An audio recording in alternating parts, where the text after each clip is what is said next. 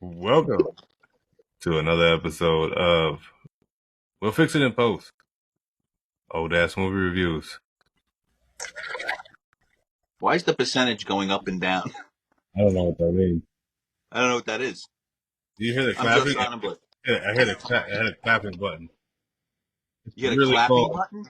Yeah, there's a button. Sound I effect. don't know. Or maybe it's the audio. Ah, it's the audio. We're using a new app here, people, because we've heard your complaints about the video, and I'm sick of them. I didn't guess. You don't care about certain things. Conflicts, you know? You don't care about conflicts. Wow. It doesn't have to be anything. We're just talking. All right. It's October. It's getting a little colder. It's a little spooky. When I say it like that, it's very weird. So we're going to be reviewing the 1922 film Nosferatu. Do you know what was going on in 1922, Joe? Well, I know it wasn't a good time for you. Yeah. That's all I wanted to bring up. Yeah. That's all. That's it. And also... racism still. And for all you people out there that didn't like my hot takes. In 1922? You're a racist. They didn't like anything. You don't like it? Oh, your hot takes. Oh, yeah, that's just my buddy. That's one of my friends. He doesn't like you because you're boring. And I agree with him. You're very boring. You bore me. I'm bored. I'm almost falling asleep at your movements. So also in 1922, something that was happening is the subject of the new Martin Scorsese film, Killers of the Flower Moon, about the Osage murders, which is coming out, I think, Friday. I'm going on Saturday with my buddy Eric, and he's a film critic, and we're going to see a little Q&A with, I think, Scorsese. He did that. He gets paid to do that? He gets paid to be a film critic, or he just goes... No, he gets paid to be a film critic, yeah. It's critical. It's critical, yeah. Okay. He just covered the New York Film Festival. He did interviews with Todd Haynes and Yorgos Lanthimos. I totally butchered Yorgos' name, but he's Eric's a good guy. Eric Lewis, read his stuff. You can find him on the internet. It's free press, Eric, for our 3 viewers. He might be racist, but we'll follow the guy. He's German. Well, there you go. There's no argument there. Can't argue racism. Doesn't like my takes. What else happened? Eric's not the one. Eric's not the one. Sorry, it's another white guy. You didn't deserve that. I get white people confused all the time. Yeah. They're all the same. It's all the same. So, what else happened in 1922? Lincoln Memorial dedicated. See, this is your job, because I didn't look any of this up. Irish Free State. I'm looking at it right now. The USSR was formed in 1922. The first successful insulin treatment. James Joyce publishes Ulysses. Ozempic. BBC is formed on October 18th of 1922. British broadcast. Big black cocks before then.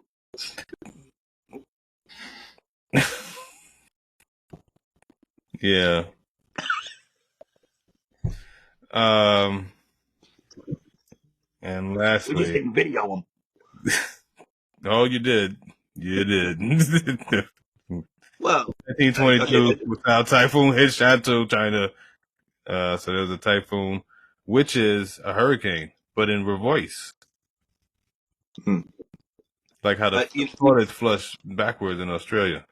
And also, typhoon partnered with earthquake to be the natural disasters in the WWF. Coming for you, Hogan.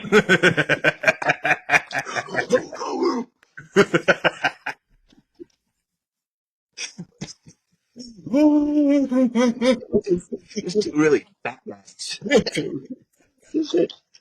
But Earthquake's finisher, where he jumped up and down and then sat on you, was awesome. Yeah, yeah. I mean, It was anytime great. it's on the other person, that makes sense. Mm-hmm. Yokozuna makes sense. It just makes sense. Just do that. And Typhoon, this is not even film anymore. Typhoon, if you remember, was the Shockmaster in WCW who fell through the wall and ruined his whole career. His career was pretty much over already. It didn't. What was he gonna do with that? Let's be for real. Bad gimmick, yeah, one of the worst gimmicks ever. But Yeah, still, could have been could have been a better solved. exit. Yeah, you know what I'm saying. Would have Because been a then nice. they made him a bumbling electrician, which wasn't bad.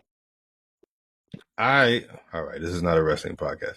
No, not yet. Typhoons actually are not hurricanes in reverse. They're just hurricanes in a different ocean. That's all. Thanks, Dr. Science. I just didn't want to confuse people. I try to keep it honest on here. People are confused. The first 4 minutes of this podcast is going to confuse a lot of people. All right. I think that's enough 1922 stuff. Okay. Cool. So I'll give you the IMDb synopsis of Did we say what we were Nosferatu. reviewing? Wait, you didn't even say what we were reviewing. We just introduced. Nosferatu. Oh, you did say. That's why we got to 1922. Yeah, Nosferatu. Fell asleep, much like I did during this movie. So the IMDb synopsis is one, again, IMDb is just the worst synopses of film. Vampire Count Orlok expresses interest in a new resident and real estate agent Hutter's wife. That's the synopsis of Nosferatu. That is not what Nosferatu is about. I'm interested. All right, so a few facts about the film, and there are many, but I just really cut it down to like 3. Max Schreck, who played Count Orlok, only wanted to work at night, would only be called Orlok on set, and displayed troubling behavior, most notably that Murnau once caught him drinking blood on set. This would become the basis for the 2000 film Shadow of the Vampire with Willem Dafoe and John Malkovich, which we were talking about before the podcast started, which is an excellent film, which you should all see. We can't review it because it's 2000, but it's excellent. In the United States, for many years, it was claimed that the name Max Schreck was phony because Schreck means terror in German, and that various famous actors were thought to be under the makeup. Max Schreck was the actor's real name, and he was classically trained and best known for his stage work. He passed away in 1936 of a heart attack in the middle of filming a movie, and it was considered his golden renaissance because he was in Hollywood at that time. He was going to cross over to American film. The release would be the only one by Prana Film because the company declared itself bankrupt in order to avoid paying damages to Stoker's estate, acting for the author's widow, Florence Stoker, after the estate won a copyright infringement lawsuit. Murnau was only 43 when he died in a car accident. Greta Garbo, who was his wife at the time, had a death mask made of him, which she had on her desk for many years. People were really into death masks back in the day. At the time, death masks were a thing, and I don't understand it personally. I don't want that. Murnau was one of the first to use the camera to depict a character's emotional state with close-ups, fade-ins, tight shots, and shadow. Cool. Yeah. Now we'll go through the characters and who played them. Count Orlok was Max Schreck. Hitter was Gustav von Wagenheim. Knock, who is arguably scarier than Nosferatu, Is that was the Reinfeld guy? The one that used to bug in prison? Renfeld? Yeah. No, that's Knock. Yeah, that's played by your young Danny DeVito, no? Played by Alexander Granat. Look like Danny DeVito. Yeah, very good. I could see how this podcast is going to be. Danny DeVito.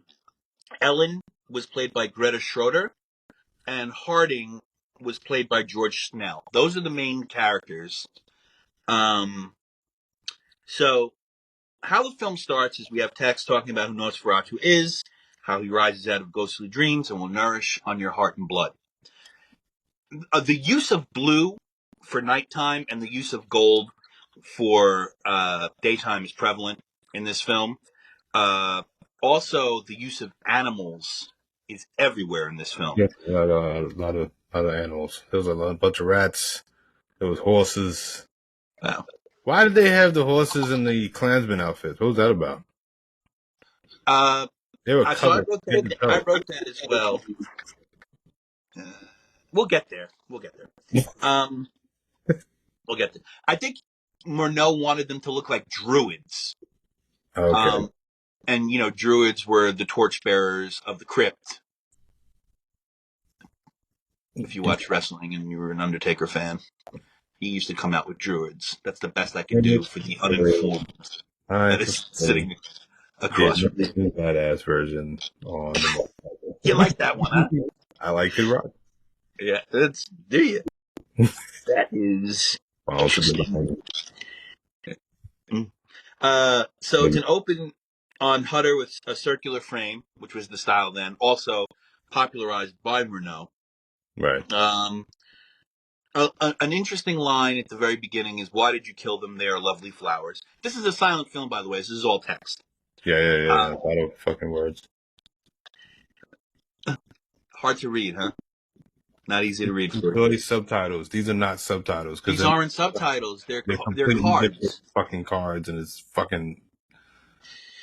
Why did you kill them? They are lovely flowers, which is going to be the theme for this film. That Count Orlok must kill what is lovely, must eat what is lovely. The setting is Gothic. Murnau insisted on shooting and saturating the film as much as he could. The editing process for this took almost 8.5 months. I believe it. I think it was very well edited. Very well edited. So good. Certain scenes, I don't know. They dragged on for dramatic pause and stuff like that, but nothing too egregious. It was edited very well. It was beautifully edited. We then see Knock, who is one of the creepiest characters in all of film, a land renter, and the idea was anti-Semitic. He was supposed to be a miserly Jew. That was the idea of Knock. Of Danny DeVito. Renfeld. Yeah, that it's not Renfeld. Which one is Renfeld? Renfeld is what Renfeld? No Renfeld in this. There was a Renfeld. It came up on one of the cars too. There's definitely a Renfeld. Hold on. I mean, yes, but we do understand that Knock was the original Renfeld, right? Like the trope of Renfeld now, which is the assistant or whatever you want to call it to Dracula and shit like that, and he eats bugs. Just spilled coffee on myself. Let's fix it. Fix the face. Yeah, Renfield. Spelled that wrong. Anyway. You tell me. If there's anybody that's going to tell you who's a Jew, it's going to be me. That's right. That is correct. You're a Jew. That's correct. Winner. You got it. Winner. You didn't want to say chicken dinner, did you?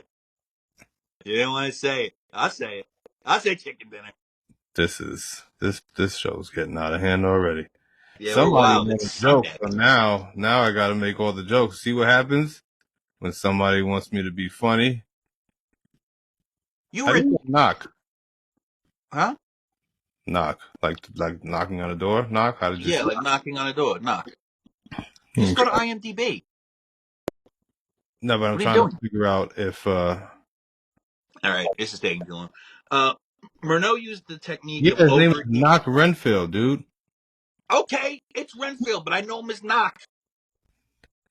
Why is Renfield called Knock? It says yada yada yada. Renfield as Knock. Miserable. Yeah, they renamed them. It's the same person. So I'm right. You're wrong. That's. But no, we're both right. We both moving on. Murnau used the technique of over-exaggerated facial expressions, long looks into the camera, and the actors panning slowly towards each other, which wasn't the norm at the time, especially in American silent cinema. Everything was just fast movement all the time, and he really slowed it down. And shit like that. He really, really, really slowed it down. It's because they Not don't like want to use so much film. It was, expensive. well, So he bankrupted a studio. that's why things went fast with American film, obviously. Well, but he bankrupted a studio making this, and he had to pull. He also uh, bankrupted himself. He pulled a lot of money out of it, and this was a failure when it came out. This was not a success. It is, like I said, a long fucking movie for that time, I would imagine. I don't think movies were just An hour and 30 minutes. of fucking of silence and just music. It's I long. mean, look, we can talk about. You don't want to talk about a certain film that was 5.5 hours long that came out at that time. You, you, if you don't want to talk about that film, you can't tell me lies. Birth of a Nation was 5 hours long, I'm Don. also not telling you that I like Birth of a Nation either. That seems entirely too long, even for hate. Well, so this was one of Murnau's shortest films Mm-hmm. because he made Sunrise and Broken Blossoms, and those were both 3 hours long, and they were both silent Also, films. I just really didn't think that silent films was something that would be like long deals. Yeah, Just the assumed it first, was some short joints. You know what I'm saying? the first, I don't want to say Ben Hur because that's wrong, but one of the first depictions of Christ in the silent era, I can't remember the name of the film, but it's like 4.5 hours long. I There's just can't remember. they do intermissions and shit like that back in the day, though. No, they did. They did. Yeah.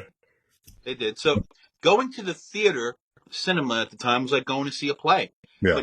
But plays were a lot shorter then. They weren't 3-act epics like they are now. Cinema was, and usually was accompanied by a live orchestra. This was accompanied by a live orchestra. And by the way, the score for Nosferatu is fucking amazing. So I started watching it on a link. Remember I showed you, and you were like, "Yeah, that's the right version." I fell asleep maybe 15 minutes into it, and then I watched it this morning on YouTube. I don't think I Different. watched the same one. This You one did had like some 1960s jazz thing going on in one. wrong. Yeah, it was. I was like, wait a minute.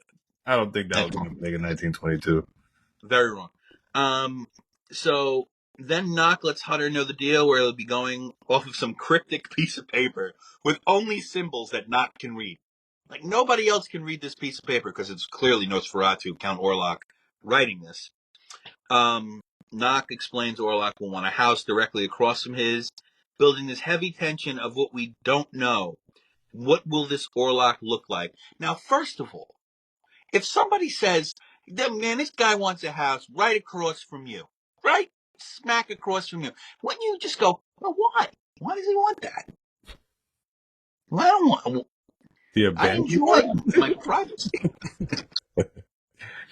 You know. Hutter and his wife then talk about the business trip we were going on into the land of thieves and specters. Great dialogue. That is such a great, intense sentence. The land of thieves and specters. Um, Hutter sets on his way, goes to a pub, eats and drinks, letting the townspeople know where he is going, but they are frightened for him, letting him know of the evil that awaits him. This was also used in The Seventh Seal, directly behind me, by Ingmar Bergman. The evil which is just death, but that death is following him. The knight in Ingmar Bergman's The Seventh Seal, he would go and talk to townspeople, and they would let him know that death is following him. It's a little bit different, but it's also Bergman using this trope. The shots of the old women and the wild animals who know evil is afoot. Murnau was using blue for the outside world and the nighttime. Hutter starts to read a book about Nosferatu, who sprung from Belial's seed, the devil, how his roots are the fields of the Black Death. Just great graphic interpretation. I mean, and also, have you read Dracula? Have you read it? No. Mm, I shut up. read whatever And Goosebumps version it was, perhaps. Right, of course. Yeah, say cheese and die. Anything with cheese in it. and and Dracula's actually a very short. Well, no, Dracula's not short. I'm thinking of Frankenstein. Dracula. Bram Stoker's Dracula was a pretty good book, pretty long. Yeah, very detailed. And I did read it. Just a did long, you? very long time. Mm-hmm. And it just, you don't have to. I wasn't making fun of you. And I read sugar packets. Just the intense use of what is in Bram Stoker's Dracula is prevalent here too. Murnau's use of outside terrain was prolific for the time. Long shots of animals and farmers coming back into the picture, which Paul Thomas Anderson would use for There Will Be Blood. The idyllic German countryside as well. Really, really beautiful. When he goes to that hotel, Hutter's reading the same book about Black Death and all that, and he slams the book down. It's not real. Every exterior shot in this film is massive. It feels like an undertaking because the travel that he has to do to go to Orlok's castle is such a huge undertaking. But then later on in the film, Orlok gets there by boat in like 2 seconds. Yeah, Gets to where he's got to go. Daytime cruise to the Bahamas. Yeah, pretty much. And the coachman chooses not to go further, and the coachman is Orlok. But he's not. Murnau, it's one of Orlok's henchmen, but it is Orlok. It is Max Schreck. But in the credits, the coachman is a completely different person, which I don't know how that's possible. I don't get it. That's when I've watched this film probably 30 or 40 times. I have no idea. I'm still confused by that one part. It's definitely him. Everybody knows it's him. But it's a different actor. How? It's Max Schreck. It's not anybody else. Maybe he wanted 2 checks. Further bankrupting the studio. Mm-hmm. Wasn't a lot of good fiscal responsibility on this set, doesn't seem. No. You paid him twice, you dick! Hutter gets in. I thought it was a different guy. Hutter gets into the coach, and this coach is going like warp speed across this. It's flying. Yeah. It's like Marty McFlying. You understand? The camper. That was bad. What? Yeah, it wasn't good. Terrible. Wasn't great. The camper and picture is inverted, which I really like. I like the inversion and the negative tone of it. Did you see that in your version on YouTube? Yeah, I saw that part. I saw that part before I saw it on YouTube. So what's Al Jolson doing here? Negative balance, which lets him know he's going to hell. That's the idea of that, I believe. And you brought it up, but I never noticed how the horses were covered in a druid-like cloth. What? Oh, I brought up that there was no black people in this film. Well, there's not going to be any black people in this film, Don. I don't see why not. It's Germany. It's 1922. It's just not going to happen. It's pretty close. They could have, one of the horse carriage guys. So you want him to be a laborer? He is driving the horse. That's an honorable job.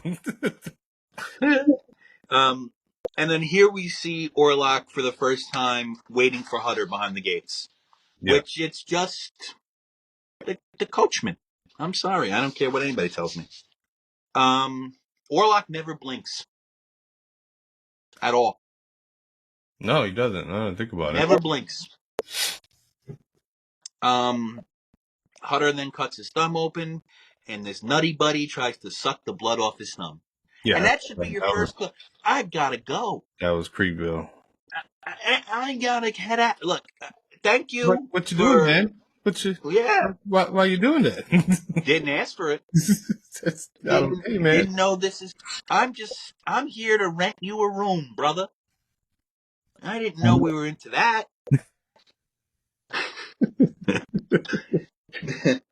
then, then Orlok reveals that he sleeps in the daytime. Super operatic scene where they're eating the food, or Hutter falls asleep. Orlok goes to his crypt, and it's a super operatic scene where he grabs the food, goes to the stairs, comes back. Very cool. Orlok, I wrote Orlok has laid out dinner for dinner. I think that's a little thing that he did. Hutter writes a letter to his wife, which I don't understand. Who the fuck is going to mail this letter? Where's the postman? Plot holes. No, it's just stupid. Because it's what, back then all you could do was write a letter to somebody when you were thinking about something. But who the fuck is going to mail it? You know what's so fucked up with my brain? At some point, Hutter had looked down at his hand at something, and I was like, who's he texting? They can't text. Come on. Big problem for you. Come on. You know what also makes watching a film like this hard? What? What also makes watching a film like this hard is that unless you're writing it longhand, these notes that I have, or any notes, you have to use your phone, or you have to use a computer. And then the distraction is built in. Yeah. Well, my distraction was that you're an idiot. Sleep.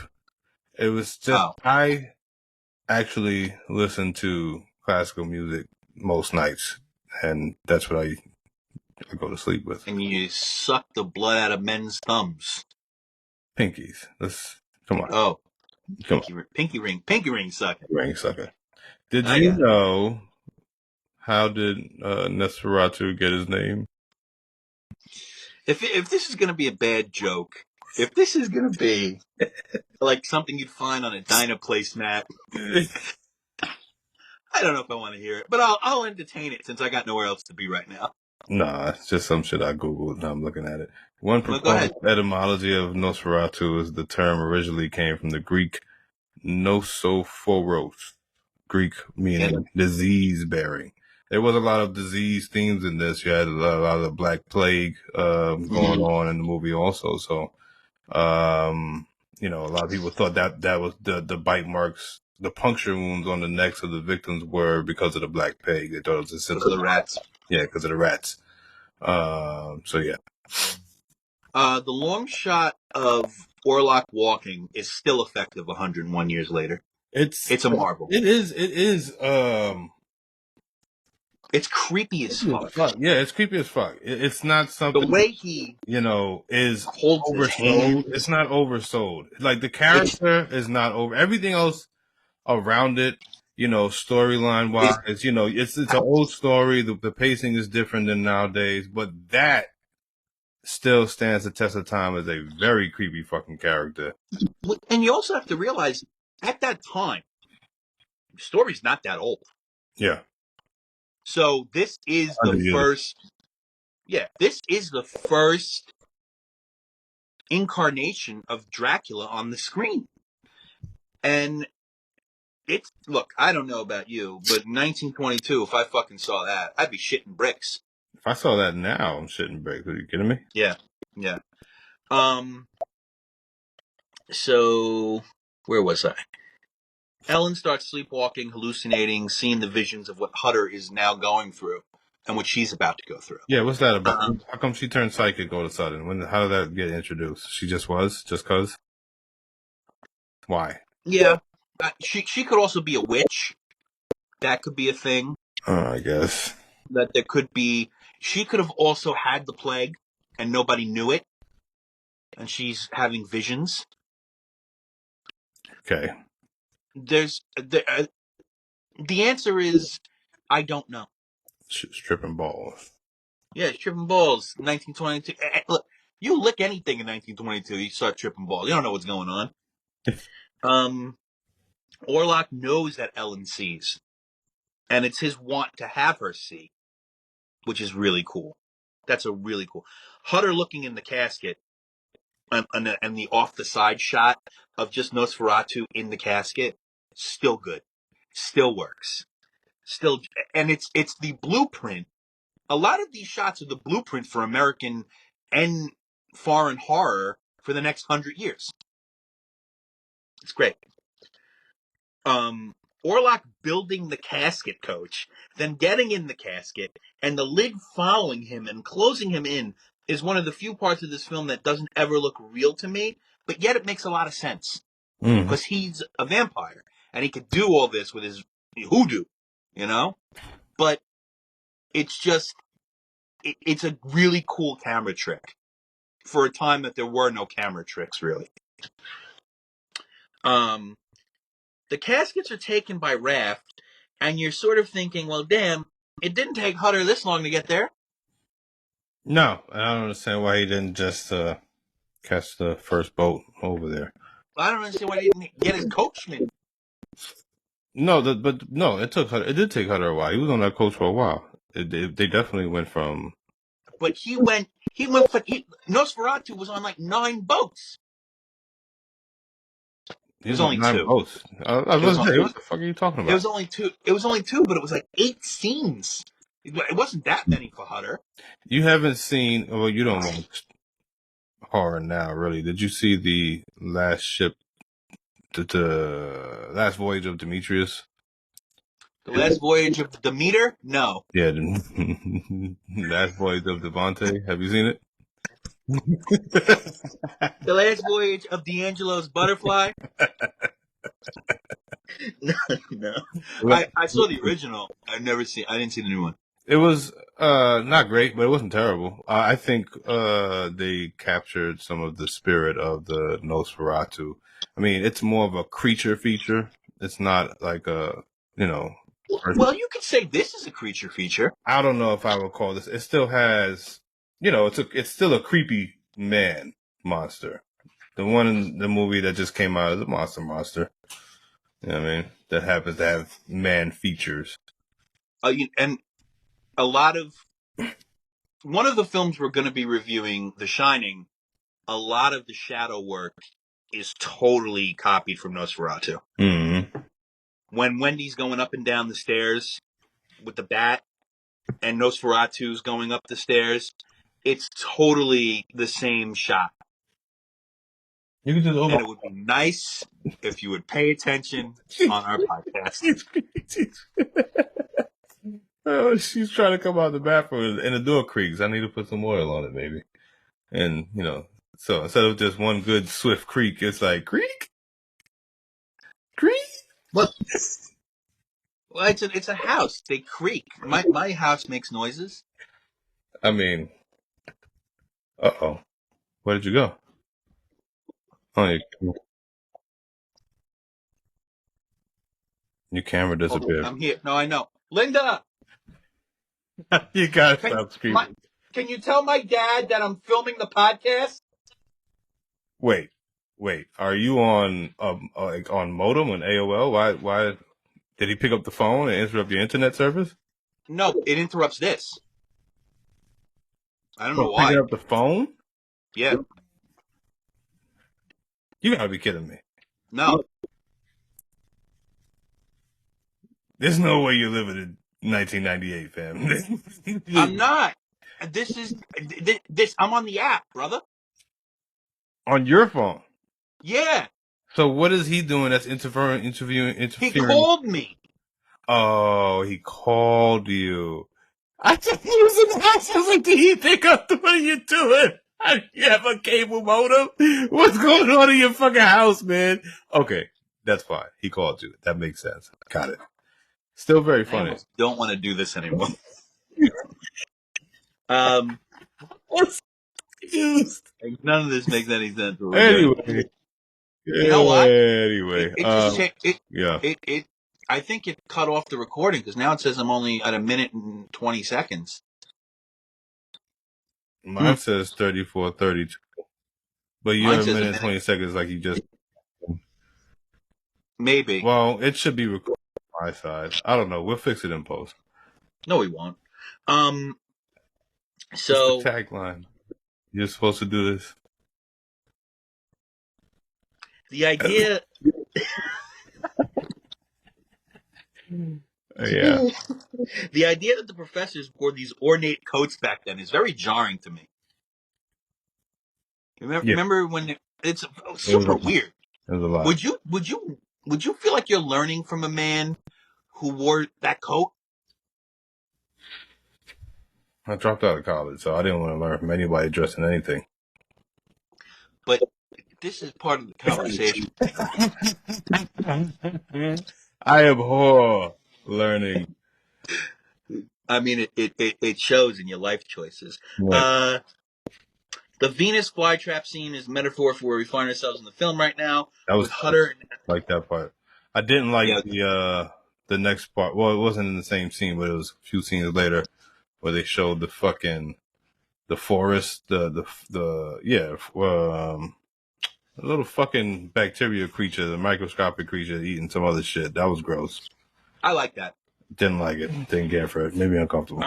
All right, so at this point, Block has gone mad, eating flies, Yep. losing his mind. Yep. Ellen sitting on the bench was a big influence on Ingmar. Sitting on the beach, I'm sorry. Sitting on the beach was a big influence on Ingmar Bergman and later Werner Herzog. Werner Herzog remade this film in 1979. Yeah, with Klaus Kinski. And if you don't know about Klaus Kinski, you should watch there's a documentary on him. What a fucking nut job this guy was. Werner Herzog often cited Murnau with being the first director who made landscape a character, the violence of nature. And Herzog would go on to make films with Klaus Kinski, Aguirre, The Wrath of God, and Fitzcarraldo, which are good. They're not amazing. I think Werner Herzog's super overrated, but they use nature as a character, the violence of nature, the scope of what the characters are going through based on the terrain.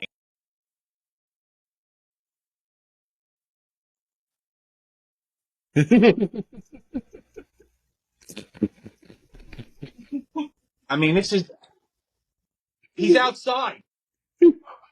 He's here. I love it. Don't Bro, fold your I'm really about to punch a hole through the fucking wall, bro. don't fold your arms in your cream sweater, man. Don't be that guy. No, I'm really about to fucking punch a hole through the wall. Your dad's coming there because he loves you. Anywho, tell Pops I said, keep him moving. I'm not talking to him. I'm doing a podcast. Anywho, how tall is All right. Nosferatu? I don't think he's. I don't. Orlok. I don't think Orlok was that tall. That guy was fucking huge in this movie. Are you kidding me? I just thought it was camera work. I didn't think Matt No. Shrek was that big. Maybe 6'1". Where'd you go? Maybe 6'1" or 6'2". 6'3". Okay, I mean, he's not like Manute Bol. He's not 8 feet tall. He's a big guy. He almost hit his head on the fucking the walking through the doors. The scenes on the ship of Orlok give me chills. Still make an impression on me. When he is standing up from the casket, that is the closest thing you have to a George Gross painting come to life. George Gross was an impressionist German artist. Really, you should look up his stuff, man. It's fucking crazy and super heavy on what influenced Murnau. Really, really beautiful. Did I miss something else? Okay. Sailor dies of the plague, and they are convinced the cargo of Earth had something to do with it. Which I like. I like that Count Orlok is called the cargo of Earth. I think that's really an interesting, because they're saying that a vampire comes from the Earth. No. No, it's not what it is. A vampire can only sleep in the earth in which it was damned. That's why they always that's why they always bring their dirt. But I like that. yeah, I like it. The upward shot of Orlok walking across the ship is so beautiful. The way Murnau has that camera, he's got to be at the very bottom of the bilge, Yeah. looking up, and he's got to be on his back. He's got to be on his back holding the camera. I don't think that camera's on a tripod. No. It's probably like Probably two guys holding the camera. Those were big cameras back then. Yeah. Turns out this was not the first vampire movie, nor was it the first movie based on Stoker's novel. The first one was released in 1921 called Dracula's Death. That was the first movie. I didn't know that. Yeah. Well, it's a lot. This is all a sham. Things you don't know, buddy. I know you look like a burnt penis. The ship being completely devoid of light is also very cool. Yeah. I like that a lot. Orlok's eyes moving first, then his hand on the ship is true character work. You notice how when he turns his head throughout the film, his eyes go first? Yeah. Definitely. Really beautiful choices being made by Max Schreck there. Orlok also carrying his own casket is brilliant. Carrying it on like it doesn't weigh nothing. It's just yeah. The fucking here it is. Clutch. Boom. Orlok hit the kettlebells. And then carrying it on the canoe as it floats along is really cool. I like that. But why is he just? I guess he's moving the canoe with his mind, right? Because he's just standing on. He's like standing on the canoe. Then they just leave the dead sailor on the floor in the hall, in that like municipal hall, and they're like, "Plague, fuck this guy. Fuck this guy," is essentially what they all said. And they just left a dead body on the floor. It's so interesting. The plague doctor going around and drawing crosses on the door. I always forget about that scene. And it's super powerful. Super powerful. Did you notice that? What? I think there was maybe a family in that house or in one of these houses that he wasn't too sure if they were Christian or not. Because he opened one of the windows before he put a cross in that door, stuck his head in there, and then he put a cross on the door. He said, "Hey, you guys Jewish? No? Okay." Well, I think it was more of... I was like, that was fucking weird. Well, I think it was more of, you guys dead? That's what I thought it was, because you put the cross on the door if they're dead. If they have the plague. I thought it was to put a cross on the door so the plague wouldn't enter their house. No. It's when you have it's dead people. No, because when they were taking the guy out of the house, that door had a cross on it. The guy that died, and they took him out, that door had a cross on it. Or at the very least, the plague doctor puts a cross on it after they take the guy out. Huh. See, I guess I didn't pay attention to that part, yeah. I would think that it's because there's dead people. I just thought it was like, with the whole fucking, the plagues in the Bible thing. You put the thing on the door so that it passes your house. Isn't that's Jews. Bible, whatever. the Bible, what are you gonna do? I've read that book twice, and I didn't take. Okay, go ahead. Yeah. We're almost nearing the end, hopefully. We are. The exterior shots in the city are beautiful. When Knock is on the rooftop and the camera is positioned slightly to the side as people run downhill, that is an excellent use of angle and asymmetry. That is so cool. And I think that I want to say that was used. Nah, I'm not going to say it because I'm probably wrong. That's okay. No one running is ever running straight at the camera, if you notice. Everybody's always running just diagonally, or they're running where the camera's positioned, they're running to the side of the camera. Murnau positions his camera just a little off center at all times when people are running towards it. I think that's a cool little thing. The Scarecrow in the field moment is the one piece of comedy in this film that it looks like a person and is positioned like one, and then the townspeople all destroy it. I thought that was pretty cool. Ellen is very much under the spell of Orlok in the final scenes and almost ready to kill her husband for it. Yeah. Orlok walking to the left and looking straight ahead, that's all Shrek. That is such a cool moment where he's walking left, but his face is completely fixed on the camera. Yeah, the way he walks is just so fucking unnerving. That shit is fucking crazy. Well, it's interesting because this character's not scary. It's not a scary character. It's what you do with the character. Like the Dracula that came out in America, Universal Horror with Bela Lugosi. That Dracula was not scary. It's what Bela Lugosi did with that Dracula. Yeah. That made that Dracula something. Orlok's silhouette against the wall when he's walking up the stairs and he's got his hands like this is one of the most famous images in horror or film history. But the way Orlok dies, it's so hard. It's so hard to end a film, a vampire film, without it looking hokey and stupid. And this film looks hokey and stupid at the end. Orlok loses track of time, dies.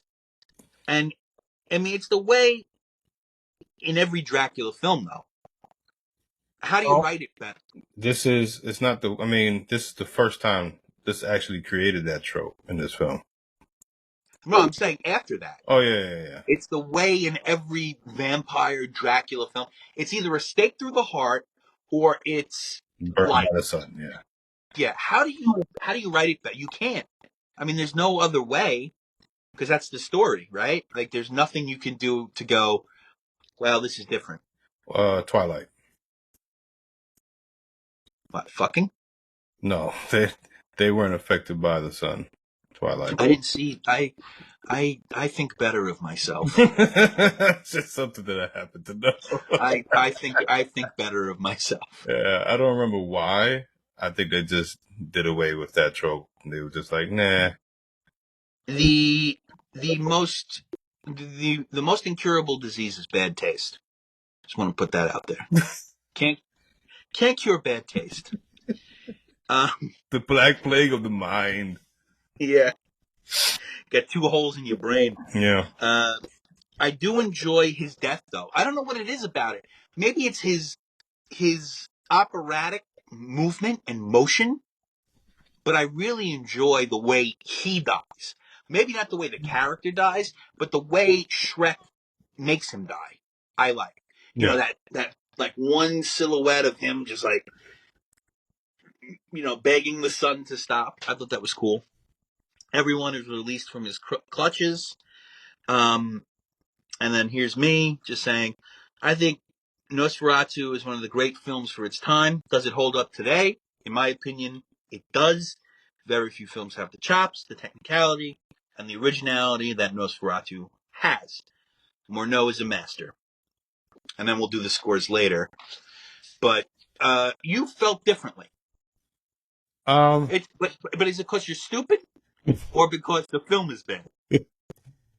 I think I have a lot going on this week, so perhaps my attention was I was a little distracted at all times. All times that I tried to watch this, I don't think I had the energy, mental capacity that the energy that this film deserved. I do not hate this film. I think it's still dope. I do think it holds up.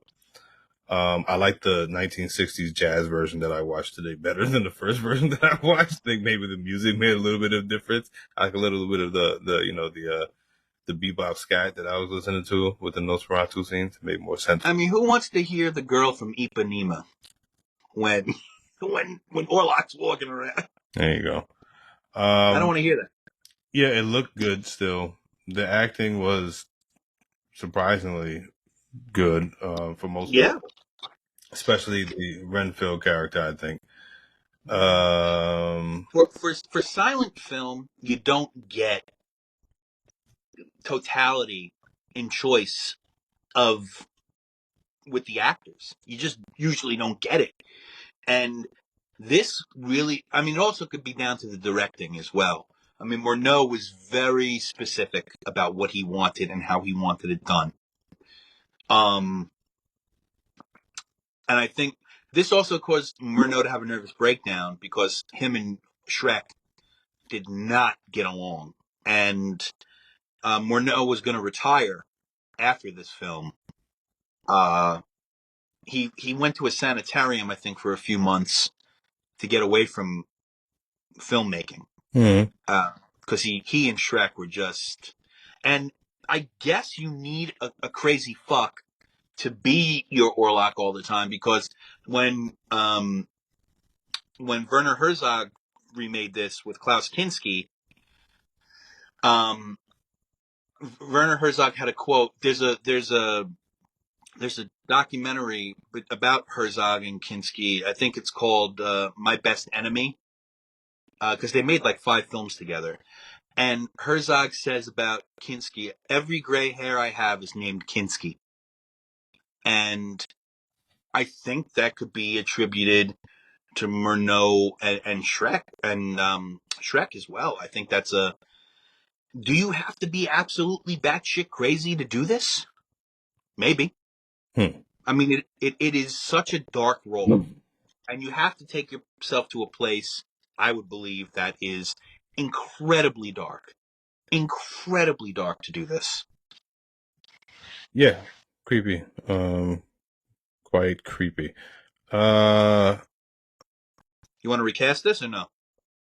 Sure, I think I could do it off the top of my head. I think I could too, because I didn't write anything down. Me either. Let's see. For Renfield, I think I'll just keep it as Danny DeVito. And for Hutter, Chris Pratt. For his wife. Boy, you like making bad. You're just a bad casting director. He was doofy. He's kind of like halfway a comedic role. You know what I'm saying? He was definitely a cornball and a dumbass. Do I have to? So, okay. Do I have to recast this for today, or can I use? I'm going anything. Today. I mean, go okay. whatever era you feel like. I'm doing today. I'm casting it for today. Okay. Let's see. For the wife, let's go with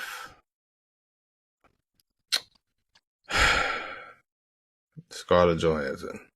Wow, you bastard. Yeah, I did that. And then for Nosferatu, because I'm not going to cast anybody else because I don't care. Pete Davidson.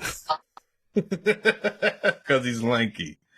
No, for Nosferatu, you know what? I think who could pull that type of creep shit off with their face? Javier Bardem. That's pretty good. Yeah, I think he could do that. I like that a lot. Okay. For Hutter,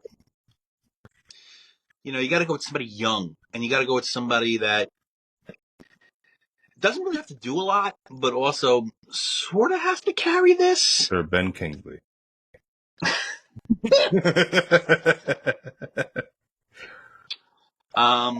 Also, you know what? That's my alternate for Nosferatu. Sir Ben Kingsley, on platform shoes. Okay. For Hutter, I'm gonna go with Owen Wilson. Sure. I want to see Owen Wilson do this. For Knock, I'm gonna go with Peter Dinklage. Cool. Can't go wrong with Peter Dinklage. You can't. For Ellen, the wife,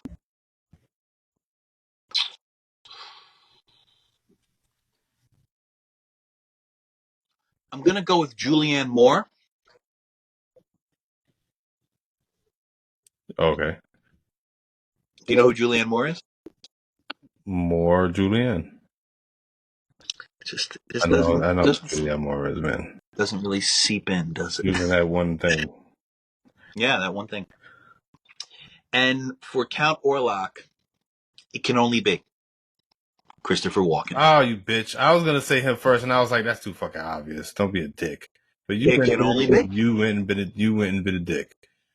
I don't think I don't know. I think it is a waste of Christopher Walken to not have him speak because I'm assuming like normally we have lines. Am I making this a silent film? He never spoke. I would. I mean, he did have a couple of speaking things. He did. Okay, I guess would. he did I, have some speaking. Yeah, he had lines. He did. I would probably also change it around and make Orlok a main character, like a heavier dialogue based character. You didn't watch the most recent Renfield movie with Nicolas Cage, did you? No, and I will. I will. It I'm wasn't going bad. to. It was not bad. I enjoyed it. It was funny. But that's not. And Nick Cage did a really good job of being creepy and kind of scary. I got no problem with Nick Cage as an actor. I have never had a problem with Nick Cage as an actor. I can Who do you want to direct this? a lot of shit. I can see him doing that. He has the crazy eyes. Directing it.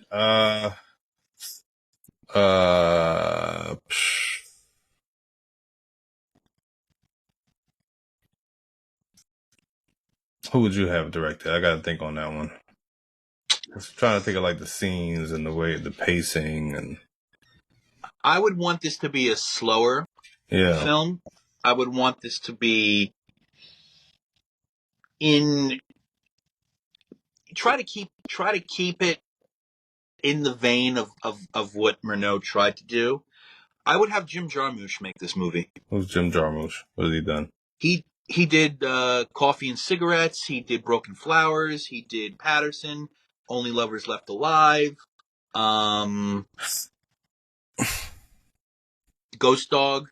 Way of the Samurai. Oh, well, you got me because I love the way that thing is paced. So I would have Jim Jarmusch make this film. So got me there. What's your rating? Hey, wait a minute. I got to pick a director. I thought you said you wanted Jim Jarmusch. So got me there. No, I said like I agreed, Dick. I don't mean. Okay. Excuse me. The fuck, man. I don't want to colonize your director. Oh, it's colonized. Oh, I colonized him. My phone is being a dick. It's attached to the first. Let's see here. I would choose the Coen brothers. They don't like it. No Country for Old Men. I like the pacing. No Country for Old Men. I mean, there's a Coen brothers poster right behind me, but I don't like. They tried to do this weird pacing with Macbeth, and it was horrible. Didn't work. So I think they would probably fuck it up. In my opinion. All right. Second. And no, that's your choice. I love the Coen brothers. I love them. Wes Anderson. Wow. I want to speed it up, actually. Speed it up and brighten this picture up, baby. It's too dark. I want Nosferatu in a powder blue suit. Nosferatu is going to be listening to Elliott Smith throughout the whole That's funny. Yeah. Nosferatu is going to have family problems. See, comedy. This is what you get. You want a comedy? Now you got a whole hour full of comedy. Rating it, I'm going to give it 4.5. 4.5. Yeah, that's what I've got. I think it's solid. 4.5 out of 5. So we were going to review House, Husa, but we're not. I mean, I'm going to put it up as a short. You put it up? So you're going to mini review it anyway. All right, that's fine. I'll do a mini review. Yeah, that's fine. I mean, we'll figure out what the next one is because, we don't want to have too big of a jump from 1921 to the other that we're going to review. Well, it doesn't necessarily have to be the 70s. We could look into 50s, 60s, 70s. 50s, 60s sci-fi. The Day the Earth Stood Still. Sci-fi. I mean, does that could be? count? I thought we were just doing horror. I mean, all horror is sci-fi when you get down to it. Vampires aren't real. No, that's supernatural. Doesn't fall under the genre of sci-fi. Sci-fi. What's The Shining? Science. Supernatural. Okay. Yeah. We're going to do Critters. I actually saw it because I was looking at. I had seen. But first of all, Chris is fucking scary. I don't give a fuck what anybody says. It is. Terrifying. I don't think it's a bad choice, personally. If you want to throw it in there, I'm not opposed to it. Just to give some It's an 80s film. Can't do it. Why we can't do Because it? we have The Shining's 1980. We said we were going to, because that would be too big of a jump. Double dip. We were going to double dip in the. We're going to double dip the decades. Double dip. Maybe we should have called the podcast "Double Dip in the Decades." Why? I don't know. Don't double dip the decades. What does that even mean? We have to explain it every intro. We could do a Universal horror film. It doesn't Universal horror films. We could do. Me too. Horror film. We could do Freaks. We could do Invisible Man. God, the one I don't like. Of course, it's the one you don't like. There's all. I mean, it's okay. The Werewolf, obviously, which is good. There's The Wolfman. The Wolfman. You mean? What did I say? Yeah, Wolfman. The Werewolf. I got the bootleg version. I know. And Werewolf. Like you got the bootleg wrestlers at the dollar store and shit like that. And it's like, this is Hulkman. Not Hulk. Starring Antonio Fargas as the werewolf. It's Stung!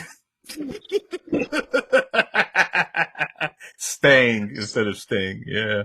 Starring Lawrence Hilton Jacobs as the hairy black man. Yeah. Yeah. All right. We're gonna pick a classic Universal monster film for you guys. Or we could make the voting choice. We could put a poll up. You know what I'm saying? That could be fun. I'm not. Look, somebody suggested House. I'm not listening to anybody anymore. No, a poll. We'll give a select. We'll select the Universal Studios. Obviously, something like Frankenstein, Invisible Man. Let's just do The Bride of Frankenstein. That's the one I hate the most. Really? Yeah. Wow. Let's do Young Frankenstein. No. I just saw it and I don't want to watch it again. Let's do Batteries Not Included. Wow. I think that was 2000. Batteries Not Included. That was not 2000. What are you talking about? You have no idea what you're talking about. Do you remember what Batteries Not Included is? There's a little tiny UFOs that came into these old people's houses in Harlem or the Upper East Side, some shit like that. It was based in New York, though. Oh, it was stolen from that Twilight Zone episode, The Invaders. Yeah, exactly. Have you seen Freaks? Todd Browning's Freaks? That's the one of us. Yeah, Gooble Gobble, Gooble Gobble. In a long time, we could watch that. That's fine. Oh, Freaks is great. Okay, excellent. Our next reviewed film will be Freaks, which is only 9 years after Nosferatu. Oh, no. It's not silent, though. It better not be. It's not. I do not want to read Gooble Gobble, Gooble Gobble. Somebody better be saying Gooble Gobble, Gooble Gobble. It's not. I promise you. Harry Earls will be saying Gooble Gobble, Gooble Gobble. All right, this has been We'll Fix It in Post, Old Ass Movie Reviews. I'm Joe Sonnenblut. I'm Don Vega. And we'll see if Freaks, where I may or may not cut off both my arms for the next podcast. I'm going to assume that has something to do with the movie and move on from that comment. All right, bye, guys. Bye. Bye.